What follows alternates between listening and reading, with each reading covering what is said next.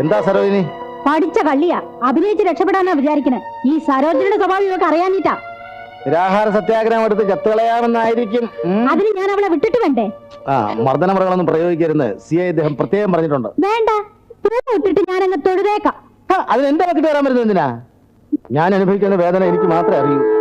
കള്ളന്മാരെ കൈ കിട്ടിയ ഒന്നും മേലെനിക്ക് തല്ലാൻ സമ്മതിക്കില്ല. ആരെങ്കിലും മനസ്സറിഞ്ഞൊരു 10 രൂപ നക്കാപ്പിച്ച തന്നാൽ അത് വാങ്ങിക്കാനും സമ്മതിക്കില്ല. ഇതൊന്നും പാടില്ല എങ്കിൽ പിന്നെ ഞാൻ എന്തിനാ പോലീസിൽ ചേർന്നത്?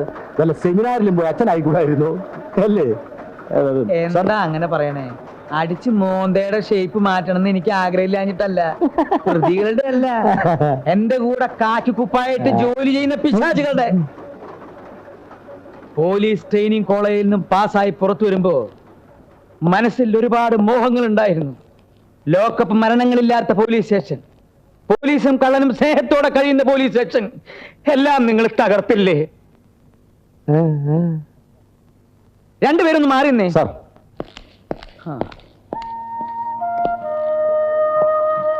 പേടിക്കണ്ട, കുട്ടിയെ ആരും ഇവിടെ ഒന്നും ചെയ്യില്ല. ആ പെരേര 5 ലക്ഷം രൂപയുടെ ചെറിയൊരു കളവ് നടത്തിയിട്ടുണ്ട്. അവൻ സറണ്ടർ ചെയ്യാൻ വേണ്ടിയാണ് കുട്ടി ഇവിടെ ഇട്ടിരിക്കുന്നത്.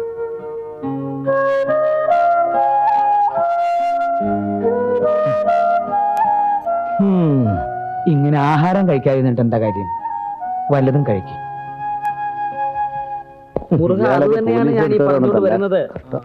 ആക്ച്വലി സംഭവിച്ചെന്താ, ഞാൻ ബ്രീഫ്.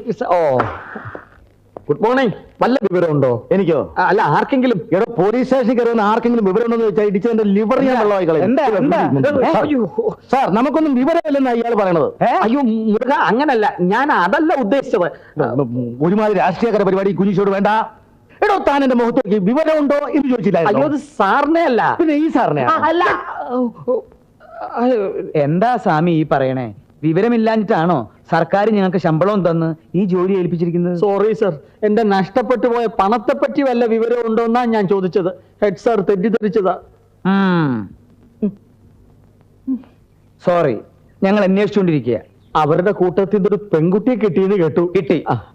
എനിക്കൊന്ന് കാണാൻ പറ്റുമോ? കാണാൻ എന്താ ഇത് കാഴ്ച ബംഗ്ലാവോ? ഒരുമാതിരി. തൽക്കാലം സ്വാമിച്ചല്ലേ, തൊണ്ടിയെ കുറിച്ച് എന്തെങ്കിലും വിവരം കിട്ടിയാൽ ഞങ്ങൾ അറിയിക്കാം. തൊണ്ട് കിട്ടിയില്ലെങ്കിൽ ഞാൻ തെണ്ടി പോകും സർ. അല്ലെങ്കിലും താൻ തെണ്ട്. ഒന്നും മിണ്ടാതിരിക്കടോ. നമസ്കാരം സർ. Good morning sir. എന്താ സ്വാമി, വല്ല വിവരമുണ്ടോ? അയ്യോ സോറി സർ, എന്റെ പണം തട്ടിയെടുത്ത ആളെ കുറിച്ച് വല്ല വിവരമുണ്ടോ? നിങ്ങൾ ഇങ്ങനെ കയറി ഇറങ്ങണ്ട, കിട്ടിയ വിവരം അറിയിക്കും. ചെല്ലേ. നമസ്കാരം sir. Sorry. Thank you sir. ഇനി വരാൻ പോകുന്നത് നമുക്ക് കഠിനാധ്വാനമുള്ള ദിവസങ്ങളാണ്.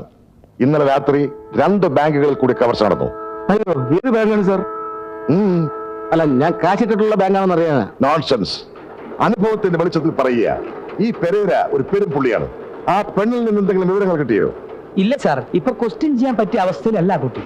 വല്ല കാശിയിലോ രാമേശ്വരത്തോ പോയി ഭദ്രമിരിക്കേണ്ട തന്നെയൊക്കെ പോലീസിലെടുത്തവരെ വേണം പറയാൻ. പേടിക്കണ്ട സാർ, സരോജിനി അവളെ ഇടിച്ച് ഷേപ്പ് മാറ്റാമെന്ന് ഏറ്റിട്ടുണ്ട്.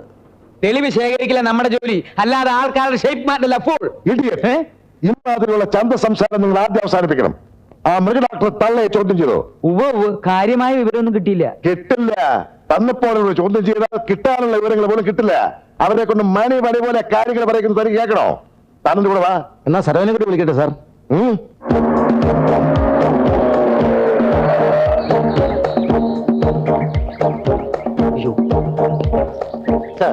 മണ്ട, എന്നോട് ആരായിപ്പോ സെലൂട്ട് ചെയ്യാൻ പറഞ്ഞേ? ആ പോലീസാണെന്ന് നാട്ടുകാർ അറിയില്ലേ? Sorry sir. ഇതെന്താ ഇത്? ചൂണ്ടയാണെന്ന് എനിക്ക് മനസ്സിലായി. കയ്യിലിരിക്കുന്ന വടി എന്താന്ന് ചോദിച്ചത്? ലാത്തി കൊണ്ടാണോടാ മണ്ട ചൂണ്ടയിടുന്നത്? Sorry sir. പ്രതിയെ കുറിച്ച് എന്തെങ്കിലും വിവരം കിട്ടിയോ സാർ? ഞങ്ങൾ അങ്ങോട്ട് ചോദിക്കാൻ ഉദ്ദേശിച്ച് താൻ ഇങ്ങോട്ട് ചോദിക്കാ. എവിടം വരെ ആയ കാര്യങ്ങൾ? രാവിലെ പാൽക്കാരൻ വന്നതല്ലാതെ ഈ കോമ്പൗണ്ടിൽ വേറെ ആരും വന്നിട്ടില്ല സാർ. ദേ, ഈ കറുത്ത പൊട്ട് നമ്മൾ ഇതിനു വേണ്ടി വെച്ചതാ? സാർ, തന്നെ ആർക്കും മനസ്സിലായില്ല സാർ. എനിക്ക് പോലീസിലല്ല ജോലിയെന്ന് കവലിലുള്ള ആൾക്കാരോടൊക്കെ പല പ്രാവശ്യം പറഞ്ഞ് ബോധ്യപ്പെടുത്തിയിട്ടുണ്ട് സാർ. നോൺസെൻസ്. ഇയാളെ മാറ്റിയിട്ട് വേറെ ബുദ്ധിയുള്ള ആരെങ്കിലും ഡ്യൂട്ടി വിടൂ. അങ്ങനെ സാറ് വാശി പിടിച്ചാൽ ഞാൻ മാത്രം ഇവിടെ ഒറ്റയ്ക്ക് നിൽക്കേണ്ടി വരും. നിക്കണോ? പെരേരാ, നിന്റെ കുസൃതി കുറച്ച് കൂടുന്നുണ്ട്. ഇങ്ങനെ പോയാൽ ഞാൻ തിരിച്ച് ഡഗ്ലസിനെ എടുത്ത് കൊണ്ടുവിടും. Be careful. Come on, go inside. Go. Tinku.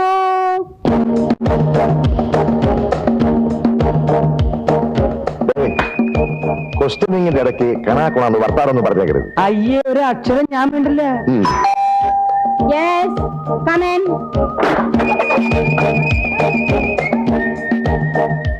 What do you want? ശരി, പെരേരയെ കുറിച്ചുള്ള ചില വിവരങ്ങൾ അറിയാനാ ഞങ്ങൾ വന്നിരിക്കുന്നത്. ആദ്യമേ ആ ടോപ്പിക് എടുത്തിട്ടുണ്ടാ. മാഡം, ഈ വീട്ടിൽ ആകെ എത്ര പട്ടികളുണ്ട്? 14. 14. അയ്യോ, താൻ ഈ ക്വസ്റ്റ്യനിങ് ഒന്നും എന്നെ പഠിപ്പിക്കണ്ടോ വിട്ടി. Thank you. ഈ പെരേരയുമായുള്ള നിങ്ങളുടെ ബന്ധം ഒന്ന് വിശദീകരിക്കാമോ? ഓ, പെരേര അവനെന്റെ സ്വന്തം മോനെ പോലെയാ. Note down. സാറിന് പേനുണ്ട? ഇല്ല, പുഴുകി തിന്നു. ഒരു പേനയില്ലാതെ ഇൻവെസ്റ്റിഗേഷൻ വന്നിരിക്കുന്നു.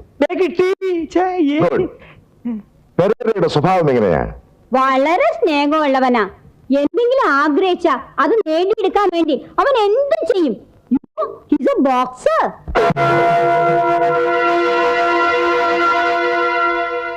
ആ, എവിടെയാ അവന്റെ നാട്? He's from Bombay. ബോംബ് സ്ഫോടനം. ബോംബെ? Yes, Bombay. അവിടെ വലിയ തെമ്മാടിയായിരുന്നു. അവന്റെ ശല്യം സഹിക്കയ്യാതായപ്പോ ഡഗ്ലസ് ആണ് ഇങ്ങോട്ട് അയച്ചത്. ആരാണ് ഈ ഡഗ്ലസ്? ബോംബെയിൽ ഒരു ഗോൾഡ് മർച്ചന്റ് ആയിരുന്നു. ഇപ്പോ ഇംഗ്ലണ്ടിൽ സെറ്റിൽ ചെയ്തിരിക്കുക. I see. അപ്പൊ അന്വേഷണം ഇംഗ്ലണ്ടിലേക്ക് വ്യാപിപ്പിക്കേണ്ടി വരും. അത് പ്രശ്നമല്ല സാർ, ഞാൻ പാസ്പോർട്ട് എടുത്തിട്ടുണ്ട്. പാസ്പോർട്ട് വേണ്ട? നിങ്ങൾ ഈ പറഞ്ഞതെല്ലാം സത്യമാണോ? Yes. എങ്കിൽ ഇതിലൊന്നൊപ്പിടും.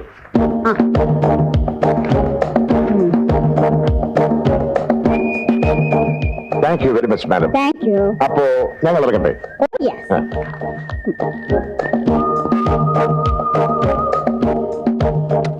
ഇപ്പൊ എന്തായി? എടോ, ഓരോരുത്തരെ ക്വസ്റ്റ്യൻ ചെയ്യുന്നതിന് ഓരോരോ നാക്കുണ്ട്. ഇനിയെങ്കിലും മനസ്സിലാക്കി. അപ്പൊ ഒരു കാര്യം വ്യക്തമായി, ഈ പെരേര ബോംബെയിൽ നിന്നുമാണ് ഇവിടെ എത്തിയിട്ടുള്ളത്. എത്രയും വേഗം ബോംബെയുമായി ബന്ധപ്പെട്ട് കൂടുതൽ ഡീറ്റെയിൽസ് കളക്ട് ചെയ്യണം. അതിന് മാർഗമുണ്ട് സാർ. എന്റെ ഒരു അടുത്ത കൂട്ടുകാരൻ ബോംബെ സെൻട്രൽ റെയിൽവേ സ്റ്റേഷനിലെ പോർട്ടറാണ്. അവനൊരു കത്തിട്ടാൽ അവൻ Pereira. Hi. Come. നീ എന്ത് പോക്കിരിനാണ് ബോംബെയിൽ കാണിച്ചിരിക്കുന്നത്? നിന്നെ അന്വേഷിച്ചേ പോലീസ് വന്നിരിക്കുന്നു. Come naughty boy. അതെ, ഇങ്ങോട്ടൊന്ന് വന്നേ. ബല്ലിനും കഴിച്ചിട്ട് കിടന്ന് ഉറങ്ങാൻ നോക്കി. നേരം കുറെ ആയിരിക്കണ്. വേണ്ട, ഇനി കുറച്ച് ദിവസത്തേക്ക് നമ്മൾ ഉറങ്ങുന്നില്ല. ഉറങ്ങിയാൽ ഉടനെ പോലീസ് വന്ന് ഇരിക്കുന്ന സ്വപ്നം കാണണേ. നീ പോയി കിടന്നോ, നമ്മൾ വരാം. ഈ മനുഷ്യന് വരാന്താ.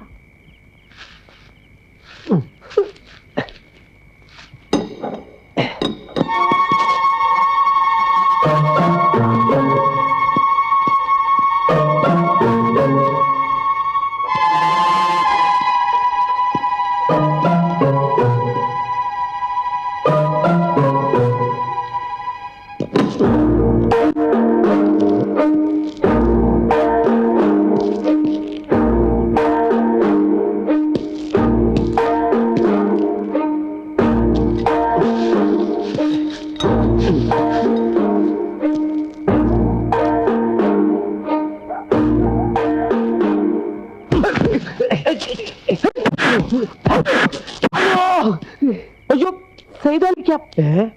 നീയോ? നീയല്ല ആസ്പത്രിയിൽ നിന്ന് ഒരു പെണ്ണിനും കൊണ്ട് എന്റെ വണ്ടി കയറിയത്? അതെ സൈതാലിക്കാം. അവളെ നായിന്റെ മോനെ നിന്നെ തപ്പിയല്ല ഞാൻ നടക്കുന്നത്. സൈതാലിക്കാം, ഞാനൊന്നും പറഞ്ഞോട്ടെ. ഒന്നും പറയണ്ടാ. ഞാനൊന്നും പറഞ്ഞോട്ടെ. ഒന്നും പറയണ്ട കള്ളി മാറേ. ഇന്നത്തെ കൂട്ടി 9ാമത്തെ പ്രാവശ്യം പോലീസുകാർ ഇന്ന് ഇടിച്ചിട്ട് പോണേ. വൈദ്യര് പറഞ്ഞ എന്താന്ന് ഇങ്ങനെ ഡെയിലി ഒറ്റയടിക്ക് ചികിത്സിക്കാൻ പറ്റൂല. പോലീസിന്റെ അടുത്ത് മൊത്തത്തെ അടി കിട്ടും അറിയട്ടെ. എന്നിട്ട് ഒന്നായിട്ട് കഷായം വെച്ചുതരാം. എന്തിനാ പോലീസ് ഇരിക്കുന്നേ? പോലീസ് ഇടിക്കുന്നതോ? ഓർക്ക് എന്നോടുള്ള സ്നേഹം കള്ളന്റെ മോനെ. പോലീസിന്റെ ഇടി കഴിയുമ്പോ ഉള്ളിത്താല ആൾക്കാർ വരും. ദോഷം പറയരുത്, അവരുടെ ഇടിയല്ല, കൗത്തുടിച്ച് ഇങ്ങനെ തിരിക്കല. നീ ഒരൊറ്റ ഒരുത്തൻ കാരണം എന്റെ കുടുംബം ഇറങ്ങേറിലായത്. പോലീസിന് ഉള്ളിത്താലും പിടിച്ചിട്ട് കെട്ടോലും കുട്ടികളും വീട്ടിൽ കൊണ്ടാക്കാൻ പോവാ. അല്ലേ ഇതൊക്കെ എന്നോട് പറഞ്ഞിട്ട് ഒരു കാര്യമില്ല. നീ വാ ഇറങ്ങോട്ട്. പോലീസ് സ്റ്റേഷനിലേക്ക് അന്ന് ബാങ്കിൽ നിന്ന് മോഷിച്ച കാശില്ലേ, അത് അവിടെ കൊണ്ടുപോയി പുറത്തേക്ക്. എന്നാ ബാക്കിയുള്ളവർക്കെങ്കിലും സുഖമായിട്ട് കിടന്ന് ഉറങ്ങാലോ. ആ കാശ് എന്റെ ഇല്ല സീതാലിക്ക. പിന്നെ അത് ബെന്നിയുടെ കയ്യില്ല. സത്യമാണ് ഞാൻ പറയുന്നത്. ബെന്നി തപ്പിയാണ് ഞാൻ നടക്കുന്നത്. അവന്റെ കയ്യിൽ നിന്ന് ആ പണം തിരിച്ചു കിട്ടിയ അത് പോലീസിൽ ഏൽപ്പിച്ച് ഞാൻ സറണ്ടർ ആയിക്കോളാം. ജീപ്പില്ലെങ്കിൽ എന്റെ പെങ്ങളെ എനിക്ക് ജീവനോടെ കാണാൻ പറ്റില്ല. ഇക്കരാനീനാണെന്ന് കരുതി എന്നെ ഒന്ന് സഹായിക്കും. ബെന്നി എവിടെ ഉണ്ടെന്ന് സീതാലിക്കറിയോ? ബാങ്കിൽ നിന്ന് പണം എടുക്കണം എന്ന് പറഞ്ഞ് പോയിട്ട് പിന്നെ നമ്മൾ കണ്ടിട്ടില്ല. ഇവിടുന്ന് നാട് വിടാനാ പരിപാടി എന്നാണ് അന്ന് പറഞ്ഞത്. മുതലാളി, മുതലാളി, എന്തായി കൊച്ചുകുളപ്പങ്കാലത്തെ? മുതലാളി ജൂവലറി കൊള്ളയടിച്ചു. Very good. എത്ര കിട്ടി? അല്ല മുതലാളി, നമ്മുടെ ജൂവലറിയാ കൊള്ളയടിച്ചത്. ഒന്നുകളെല്ലാത്തിനും ഞാൻ. അത് മുതലാളി ഞങ്ങളല്ല, വേറെ കള്ളന്മാര് കുത്തി തുറന്ന് അടപടല കൊണ്ടുപോയി. എന്റെ ദൈവമേ, എന്റെ കർത്താവ് ഉണ്ണിത്താൻ മുതലാളി വന്നവിടെ പലതും നടന്നു. ദൈവമേ, എന്താണ് പൗലോസേ? എന്താ സംഭവിച്ചെന്ന് അറിയില്ല മുതലാളി. ഞാൻ രാവിലെ വന്നപ്പോ പാറാവുകാരൻ ബോധം കെട്ടി കിടക്കുകയായിരുന്നു. താറാവുകാരൻ അല്ല, പാറാവ് സെക്യൂരിറ്റി. താൻ പോലീസ് വിവരം അറിയിച്ചോ? ജീപ്പിന് സ്റ്റാർട്ടിന്റെ ഉള്ളതുകൊണ്ട് എത്താൻ അല്പം വൈകുമെന്ന് സിഐ പറഞ്ഞു. എന്റെ ദൈവമേ, താനിങ്ങോട്ട് മറക്കേ, ഇങ്ങോട്ട് മറക്കേ. തുറക്കടാ, തുറക്കടാ.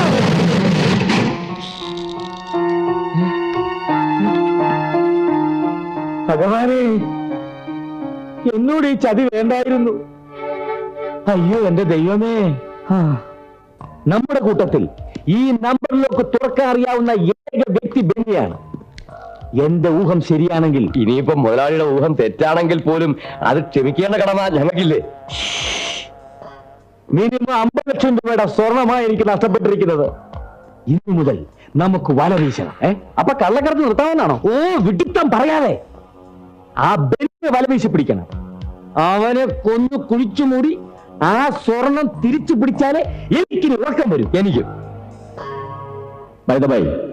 വിഗ്രഹമോഷണങ്ങളായിരുന്നു ഈ അടുത്ത കാലം വരെ നമ്മളെ അലട്ടിക്കൊണ്ടിരുന്ന പ്രധാന പ്രശ്നം. നാളിതുവരെ നടന്നിട്ടുള്ള 274 വിഗ്രഹമോഷണ കേസുകളിൽ 16 എണ്ണം തെളിയിക്കാൻ നമുക്ക് കഴിഞ്ഞു എന്നുള്ളത് അഭിമാനിക്കാൻ വക നൽകുന്ന ഒരു കാര്യമാണ്. എന്നാൽ ഇപ്പോൾ നമ്മളെ അലട്ടിക്കൊണ്ടിരിക്കുന്ന പ്രധാന പ്രശ്നം ബാങ്ക് കവർച്ചകളാണ്. 2 ആഴ്ചയ്ക്കുള്ളിൽ 5 മോഷണങ്ങളാണ് നടന്നിരിക്കുന്നത്. ഈ നിരക്കിൽ തന്നെ കവർച്ച തുടരുകയാണെങ്കിൽ 6 മാസത്തിനകം ഏറ്റവും കുറഞ്ഞത് 60 മോഷണങ്ങളെങ്കിലും നടക്കുമെന്നാണ് നമ്മൾ മനസ്സിലാക്കേണ്ടത്.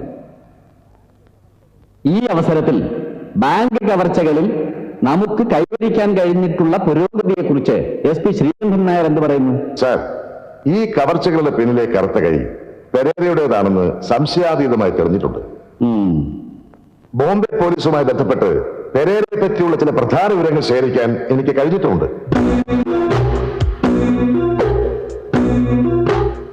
ബോംബെയിലെ പ്രീതം ബാങ്കേഴ്സ്, ലാലാജി ഫൈനാൻസിയേഴ്സ് തുടങ്ങിയ സ്ഥാപനങ്ങളിൽ കവർച്ചകൾ നടത്തിയതും ക്യൂൻ മേക്കേഴ്സ് മ്യൂസിയത്തിൽ പ്രദർശനത്തിന് വെച്ചിരുന്ന ലക്ഷക്കണക്കിന് രൂപ വിലവെടുപ്പുള്ള രത്നങ്ങൾ മോഷ്ടിച്ചതും ഈ പെരേര തന്നെയാണെന്ന് മഹാരാഷ്ട്ര പോലീസ് സാക്ഷ്യപ്പെടുത്തിയിട്ടുണ്ട്. ഈ അധോലോക ഭീകരൻ കേരളത്തിലേക്ക് കടന്നിരിക്കാൻ ഇടയുള്ളതായി അവർ റിപ്പോർട്ട് ചെയ്തിട്ടുമുണ്ട്. പെരേരയെ ഐഡന്റിഫൈ ചെയ്യാൻ അടയാളം എന്തെങ്കിലും കിട്ടിയിട്ടുണ്ടോ? നോ സർ, പല സ്ഥലത്തും പല വേഷത്തിലാണ് അയാൾ പ്രത്യക്ഷപ്പെട്ടിട്ടുള്ളത്. ആളെ തിരിച്ചറിഞ്ഞ ശരീരത്തിൽ നിന്നും ഒരു രൂപം വരച്ചെടുക്കാനുള്ള ശ്രമം ഫിഗർ എക്സ്പെർട്സ് നടത്തിക്കൊണ്ടിരിക്കുകയാണ്. ഇവിടെ കേരളത്തിൽ നടന്ന എല്ലാ ബാങ്ക് മോഷണങ്ങളെയും പിന്നിൽ ഇത് പെരേര തന്നെയാണെന്നുള്ളത് അനുഭവത്തിന്റെ വെളിച്ചത്തിൽ എനിക്ക് പറയാൻ കഴിയും. ഇനി എല്ലാവർക്കും അവരവരുടെ അഭിപ്രായങ്ങൾ പറയാം. സാർ, എനിക്കൊരു പ്രധാന കാര്യം പറയാനുണ്ട്.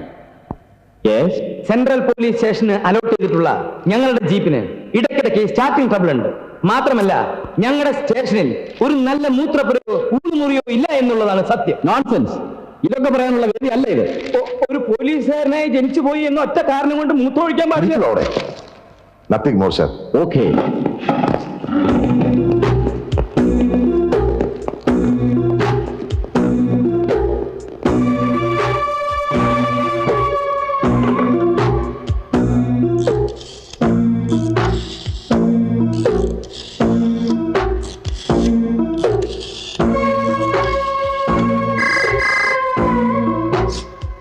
ഹലോ, ഉണ്ണിത്താമല്ലേ? ഞാൻ ശങ്കരനാ, PC. പെരേരയെ കുറിച്ച് ചില വിവരങ്ങൾ കിട്ടിയിട്ടുണ്ട്. താൻ ധൈര്യമായിട്ടിരിക്കേ. തനിക്ക് എന്തെങ്കിലും കുഴപ്പം സംഭവിക്കുന്നത് വരെ ഞാൻ തന്റെ കൂടെ ഉണ്ടായിരിക്കും. ഓക്കെ? എന്റെ കണക്കുകൂട്ടലുകൾ ഒരിക്കലും തെറ്റാറില്ല. അത് പിന്നെ നല്ല ഒന്നാന്തരം കാൽക്കുലേറ്റർ അല്ലേ മുതലാളിയുടെ കയ്യിലുള്ളത്? ബെന്നി എന്നെ വിട്ടുപോയത് വേറെ വമ്പൻ സ്രാവിന്റെ സംഘത്തിൽ ചേരാനായിരുന്നു. ആരാ മുതലാളി? ബോംബെ അധോലോകത്തിന്റെ ആണിക്കല്ല് പെരേര. ഓ ഇപ്പൊ എനിക്കെല്ലാം വ്യക്തമാകുന്നു. എന്റെ ജൂവലറി കൊള്ളടിച്ചതും ആ പെരേരയായിരുന്നു. ബെന്നി അയാളെ സഹായിച്ചിരിക്കും. ഇവിടെ നമ്മുടെ നാട്ടിൽ നമ്മൾ കൊള്ളയടിക്കുന്ന പല സ്ഥാപനങ്ങളുമാണ് പെരേര ഇപ്പൊ നോട്ടമിട്ടിരിക്കുന്നത്. അവനെ എങ്ങനെയെങ്കിലും കീഴ്പ്പെടുത്തി അവന്റെ സമ്പാദ്യം കൈക്കലാക്കി അവൻ